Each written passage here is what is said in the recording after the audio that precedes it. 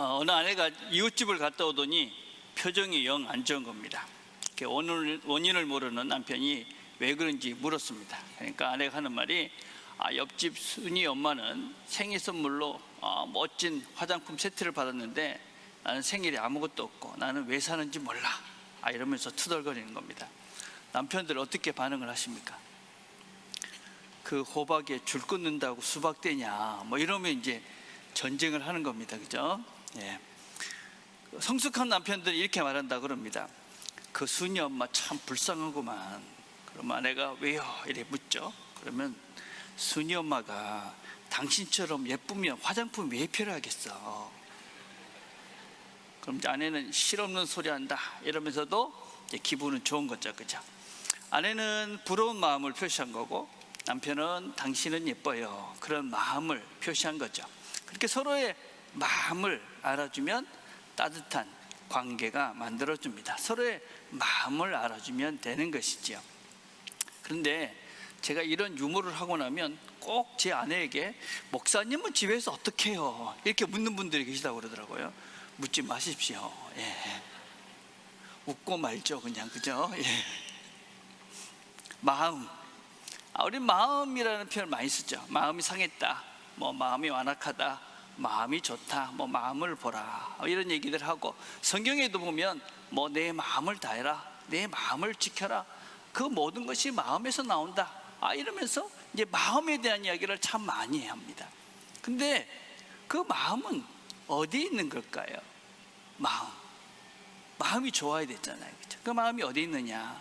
마음에 대한 여러 설명이 있는데, 근자에 제가 본 가장 좋은 설명은 마음은 생각과 행동을 연결하는 것이다, 이렇게 표현하고 있습니다. 생각과 행동을 연결하는 것, 그 가운데 이제 마음이 있다 하는 것입니다. 여러분, 우리가 생각이라는 것과 사고라는 것 조금 다릅니다. 우리 생각은 뇌에서 인지하는 이것들을 이제 생각이다라고 할 수 있습니다. 기억하고 뭐 정보를 처리하고 뭐 가공하고 이런 모든 것들을 하는 것이 이제 생각이라는 뇌의 기능입니다. 그런데 그래서 우리가 이제 누가 보고 싶다, 누가 밉다, 뭘 먹고 싶다, 이런 생각들은 그냥 떠오르는 것들이죠. 그렇죠? 예. 근데 사고라는 것은 좀 다른 것입니다. 그래서 내가 의지적으로 기억을 하는 것입니다. 그리고 그것들을 판단하고 추론하고, 그래서 분석하고, 그래서 결정하는, 그래서 내가 의지적으로 이렇게 그 머리를 쓰는 행위들은 사고라고 할 수 있습니다. 그러니까 우리가 이제 생각은 되게 큰 영역이고, 사고는 그 중에 내가 의지적으로 하는 것, 그것을 이제 사고라고 할 수 있습니다. 근데 우리가 이 생각 중에 과연 이 사고하는 것, 내가 의지적으로 생각하는 영역이 얼마나 될 것 같습니까? 심리학자들의 연구에 의하면은 우리의 95%는 그냥 생각을 한다. 그러니까 뭔가 우리가 의지적으로 하는 것이 아니고 그냥 떠오른다는 것이죠. 여러분, 미운 사람이 갑자기 생각이 나죠. 그죠? 몇 년 전에 남편이 한 말이 갑자기 생각이 나죠. 부모님이 50년 전에 한 얘기가 비수같이 마음에 탁 찌르기도 합니다. 그냥 우리가 살아가면서 왜 이게 갑자기 생각이 나지? 이런 것들이 우리는 문득 그냥 떠오르죠.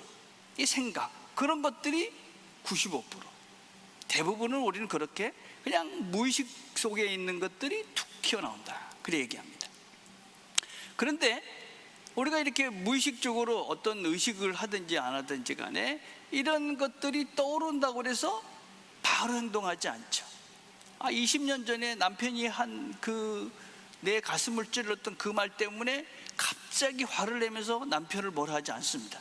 20년 전에 10년 전에 자녀가 뭐 했던 것들 때문에 갑자기 화를 내지 않죠. 어떻게 합니까?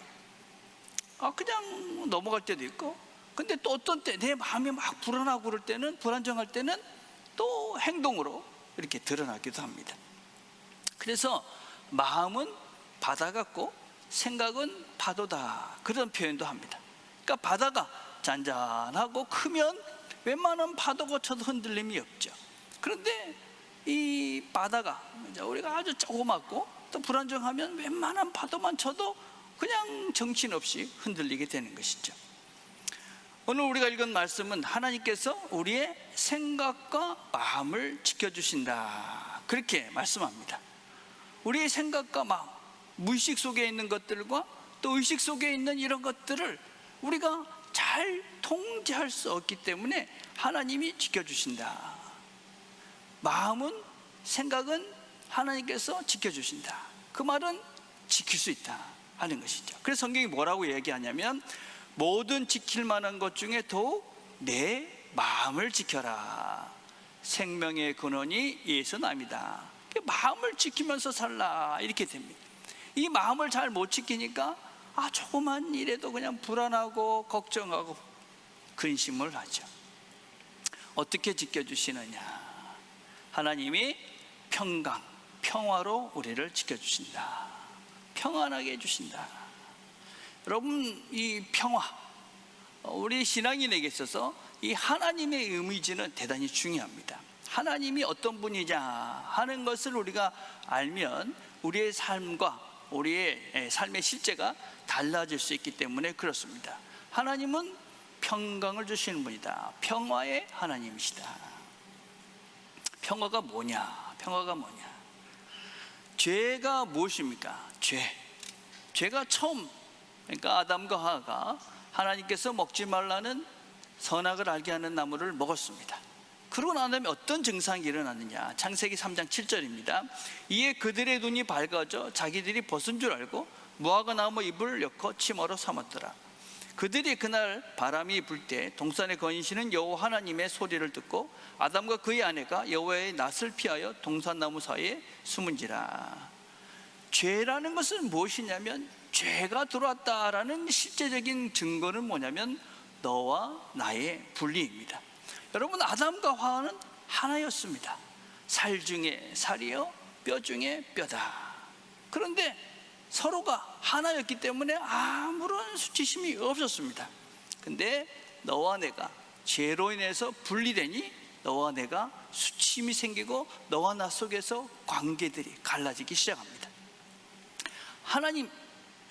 하나님과 사람은 하나였습니다. 그런데 그들이 죄를 짓고 나니까 하나님을 피합니다. 하나님과 분리된 것이죠. 죄의 실제적인 현장이죠. 현실입니다. 그런데 하나님은 이 아담과 하와를 떠나지 않습니다. 아담과 하와가 선악을 알게 되는 열매를 먹었습니다. 하나님의 말씀을 거역했습니다. 죄를 진 겁니다. 그런데 하나님은 그들을 찾아오십니다. 그들은 하나님이 무서워서 숨었습니다. 그런데도 여전히 그들을 하나님은 찾아오십니다. 가인이 동생을 죽였습니다.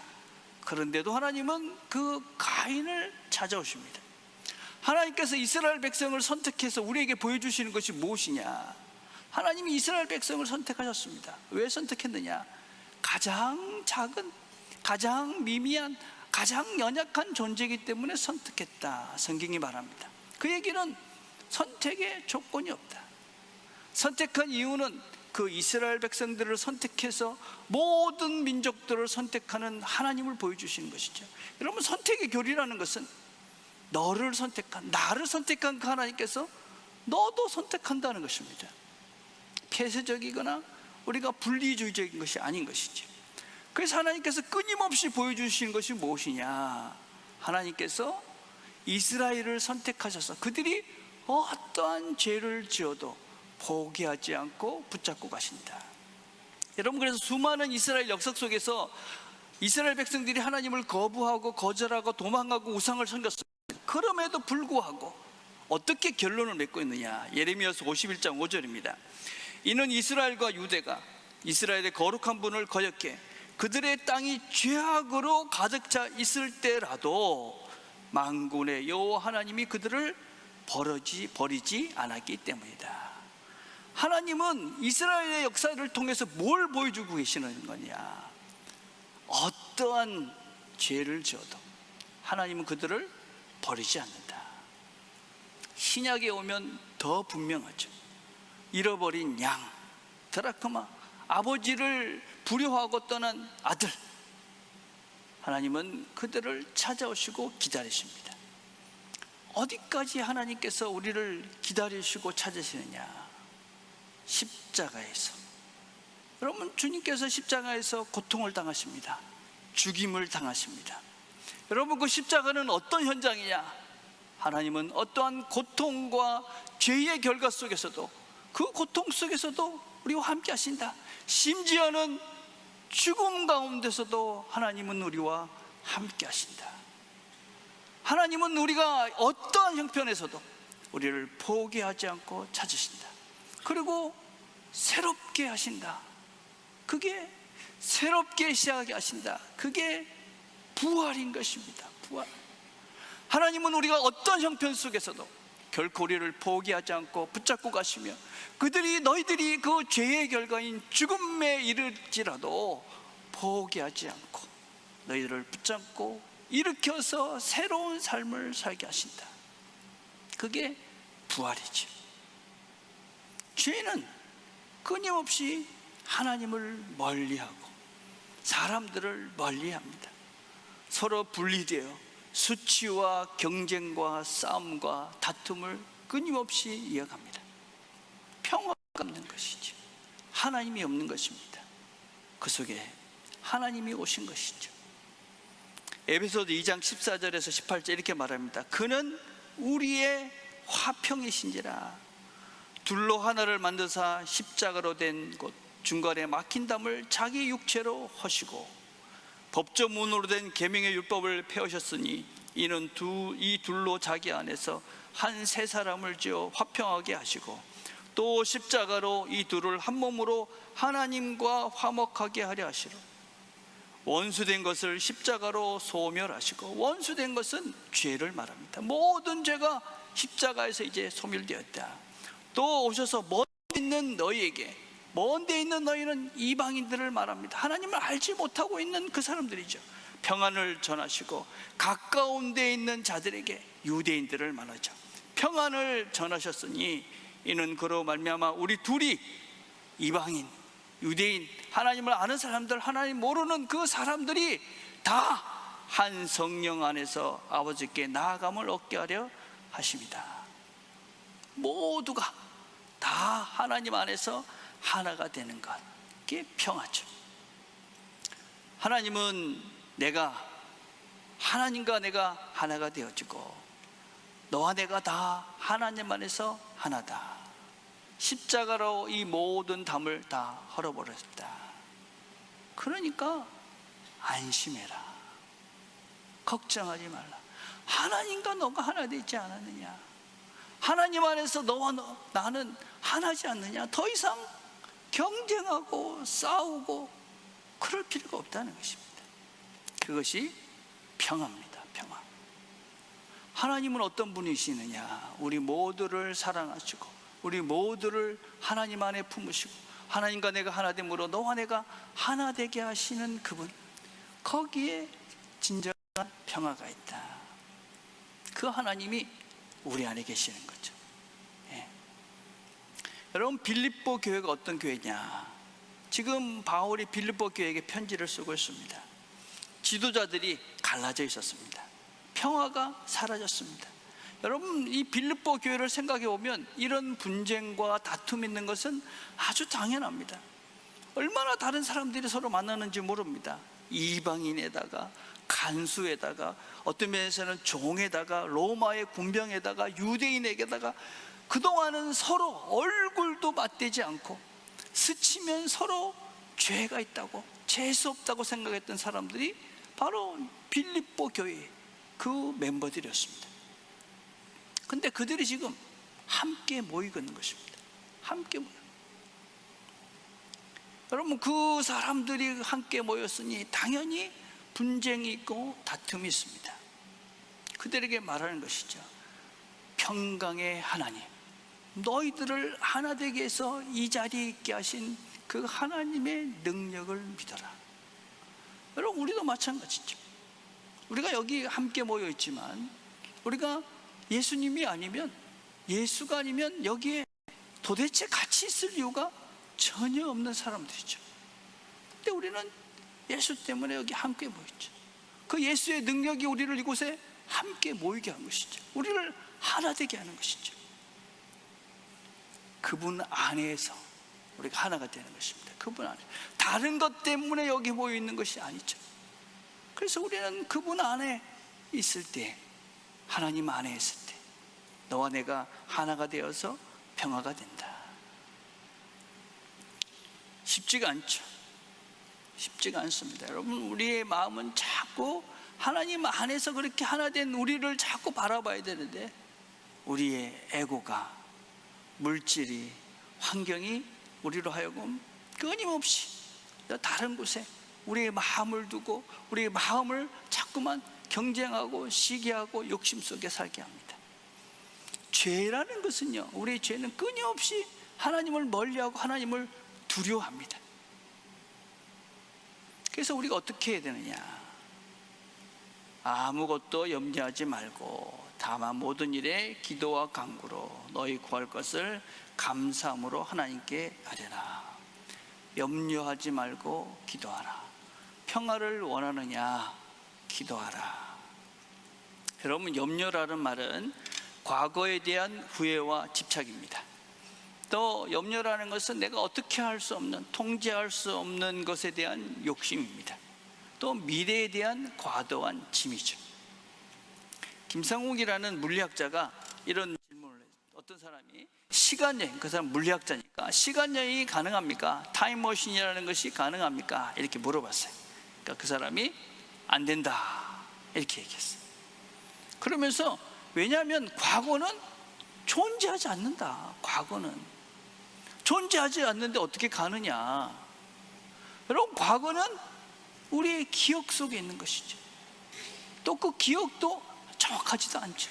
그냥 이미지가 남아있는, 내 생각에 그 기억이 남아있는 것입니다. 근데 그 과거를 후회하고 집착하는 것은 어떤 면에서는 내 기억에, 이미지에 매여 있는 것이죠. 없는 실제에 때가 매여 있는 것이죠. 불쌍한 것이죠.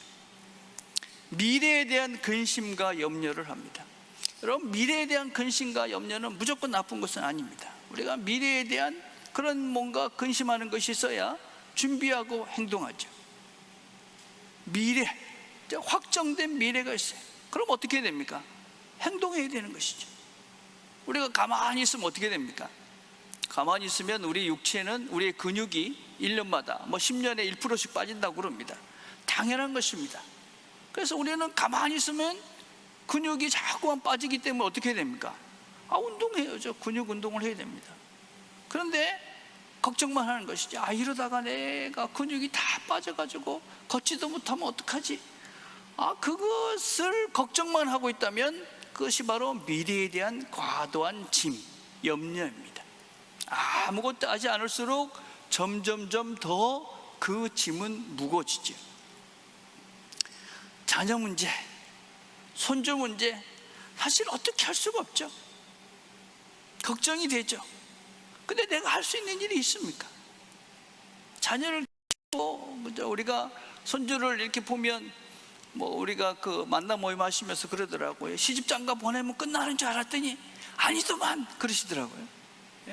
걱정이 더 늘어나죠. 왜냐하면 기도해야 되고 돌봐야 될 사람들이 더 많이 늘어나니 더 걱정이 많아지는 것입니다. 근데 어떻게 할 수 없죠.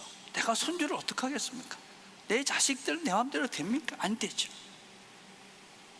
성경이 뭐라고 얘기하고 있느냐? 마음의 즐거움은 양약이라도 심령의 근심은 뼈를 마르게 하느니라. 괜히 통제할 수 없는 그것 때문에 내 몸만 상하죠. 뭐라고 말씀하십니까? 염려하지 말고 기도하라. 염려하지 말고 기도하라. 여러분, 기도는 내가 누구를 의지하고 사는가 하는 문제입니다. 내가 누구를 의지하고 사는가. 내가 문제가 생겼을 때, 삶에 어떤 문제가 생겼을 때 기도한다. 내가 하나님을 믿는다 하는 것이죠. 하나님 손에 맡기는 것이죠. 다른 길이 없기 때문에.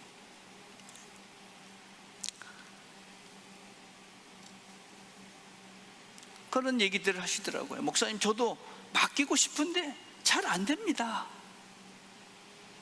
저도 잘 안 됩니다, 여러분. 우리가 하나님께 맡겼다, 그렇기 때문에 이제 괜찮다, 안심이다. 그렇지 않습니다. 염려하지 말고 염려할 시간에 기도하는 것입니다. 여러분, 염려할 때, 근심이 될 때 멈추는 겁니다. 아, 이제는 염려할 시간이 아니라, 근심할 시간이 아니라 기도할 시간이구나. 멈추고 기도하는 것입니다. 그리고 판단하는 것이지. 맡긴다고 해서, 기도했다고 해서 하루아침에 그래 다 괜찮지, 편안하다, 그렇지 않습니다. 여러분, 여전히 불안하고 여전히 염려가 올라옵니다. 그럴 때마다 우리 자신들이 끊임없이 멈추는 겁니다. 머리를 흔드시고 정신을 차리자 내가, 그러고 멈추고 다시 한번 기도의 자리에 나오는 겁니다. 멈추고 기도하고 맡기고, 그리고 다시 하나님의 자리에 나오는 거죠. 나와 함께 하시는 하나님, 너와 함께 하시는 하나님을 믿고 기도하고 맡기는 것입니다. 우리는 이 맡기는 것, 하나님의 손에 의지하는 것을 포기하지 않는 것입니다. 그러면서 하나님을 더 의지하는 깊이로, 더 깊은 그곳으로 하나님께 나가는 겁니다. 여러분, 우리가 포기하지 않고 하나님 손에 맡기는, 하나님 손에 의지하는, 나아가는 그곳에서 우리는 하나님을 만나는 것입니다.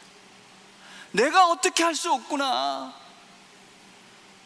내가 정말 무엇도 할 수 없구나, 하나님밖에 없구나, 하나님 손에 맡길 수밖에 없구나, 그걸 내가 진심으로 깨닫는 순간, 거기에서 우리는 하나님이 계시는구나, 하나님이 이 문제를 해결하시겠구나, 거기서 하나님을 만나는 것이지. 그 자리까지 우리를 부르시는 겁니다. 그 자리에 나오라고 우리를 부르시고 계시는 거죠. 하나님이 모든 지각에 뛰어난 하나님이다, 그렇게 말합니다. 모든 지각이라는 건 언더스탠딩, 깨닫게 된다는 것입니다. 아, 기도하니까, 기도해보니까 하나님이 어떤 분인지, 하나님이 정말 나에게 뭘 원하시는지 알게 되는 것입니다. 그래서 우리가 기도하며 하나님의 음성을 듣고 하나님의 때를 기다리는 것입니다. 그 기다림의 시간들 속에서 하나님과 함께 그 시간을 지내는 것입니다. 끊임없이 내 욕망과 내 욕심과 내 환경에 내 눈을 돌리지 마시고 하나님의 눈을 기대하시고 그분을 바라보십시오. 하나님과 눈을 마주쳐야 합니다. 하나님이 나를 얼마나 사랑하시는지, 그분의 마음이 내 마음속에 확인될 때, 내가 하나님 안에 있구나, 내 안에 하나님이 있구나, 내가 그분과 내가 하나가 됐구나, 그것이 평화인 것이죠. 평강이 거기서부터 시작이 되고 안심이 되는 거죠. 아무것도 염려하지 말고 다만 모든 일에 기도와 간구로 너의 구할 것을 감사함으로 하나님께 아뢰라. 여러분, 기도해야, 하나님께 간구해야 감사할 수 있습니다. 기도해야 감사할 수 있다. 여러분, 우리가 채워줘야, 만족스러워야 감사가 되죠. 근데 여러분, 무엇으로 우리가 만족을 얻겠습니까? 어디서 우리를 충만케 하는 그 만족이 시작될 수 있겠습니까? 우리 안에 하나님이 채워주면, 그러면 되지 않습니까? 그렇죠? 그래서 우리가 하나님이 여기 가득하구나, 그러니까 만족스럽고 감사가 되는 거죠. 그런 순간에 우리가 깨닫게 되는 거죠. 하나님이 내 안에 계시면서 내 삶을 이끌어 가시는구나. 나의 이 순간들, 심지어는 어떤 때는 내 죄, 실수까지도 하나님은 결코 그냥 흘려보내지 않으시고 하나님이 그것을 통해서 또 선한 일을 하시겠구나. 그런 믿음이 생길 때 우리는 진정 감사하는 것이죠. 감사합니다.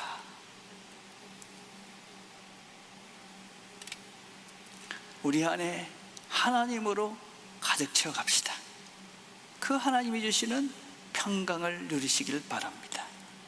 그래서 이 땅을 살아가면서 하나님과 하나됨으로 누리는 그 영원한 평화를 누리시는 저와 여러분 되시기를 주님의 이름으로 축복을 드립니다. 기도하겠습니다.